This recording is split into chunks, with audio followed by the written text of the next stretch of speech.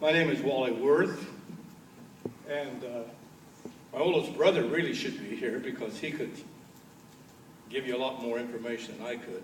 I was the youngest sibling of four, and my dad never really talked all that much to me about it, although he did share some stories with me. They came out on the train, he and his brother Ed, and I guess maybe my dad was about 10, Ed was a little older, and they would stop, and in this particular place, they stopped in Murray, Iowa, and they'd get off the train, as they said, and they wanted Ed because Ed was bigger and stronger, but they didn't want my dad, and they said, no, they got to go together because they're brothers. So they ended up going with this couple, and Rex and Maggie, and they went to Larmer, Iowa, and that's where they worked out on the farm.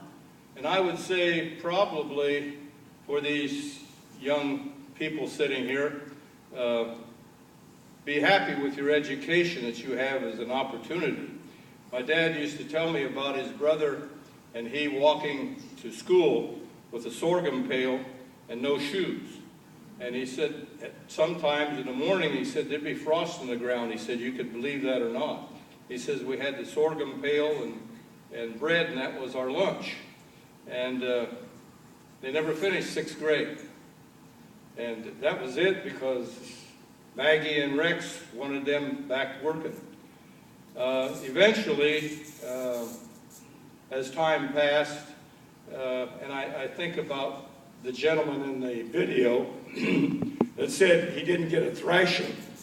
My dad was quite a horseman, and he was in town. He would always ride the horses. Now, we have cars and good pavement, but he said they were just muddy roads. And as he was coming home after being in town that evening, he was coming by the cemetery, and he said there was a white paper or something that blew up against the fence. And he said it scared the horse, and he said he took off running. Well, by the time he got back to the house, that horse was pretty sweaty. And old Rex came out and really gave him a bad time, and he also got a thrashing before he went to bed. They became kind of controversial as time passed, and that's when the war began, World War I. And my dad said he wanted to enlist, and of course that didn't go over very well. But he did anyway, and they wouldn't let Ed walk him to the train, so he took his little case and his belongings and walked down to the train. He had an older brother, Henry, but he never knew whatever happened to him. And he had a sister in New York, in Brooklyn, and he stopped to see her, and she got very upset with him because he was going to fight his own kind. And he never heard of her again. So Dad went overseas, and I don't remember the exact name of the ship, but my brother has a rather large research book on that. He was with the FBI, and he tried to do a lot of research, but when he got to the orphanage in New York, it had burned and there weren't any papers available. But anyway, our real name was Von Wirth, and so when they came to this country, they dropped the prefix Von, and we just went with Wirth. My dad, being a real good horseman, ended up in the artillery, and the officers loved him. And they wanted him to go to officer school too, but he just didn't have the ability to do that.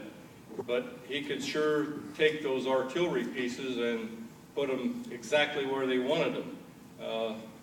A lot of that then was moved by horses, he said, those artillery pieces. As the war got a little worse, Ed got drafted, and my dad didn't know that he was killed until he got home. And Ed was in the infantry, and he was just 5 miles down the road from where Dad's artillery outfit was. He knew the outfit, but that was kind of a sad ending. Oh, there were good times. He said Ed was a great cook, And old Rex and Maggie would go to town. He said, we'd get out and Ed would make one heck of a pie.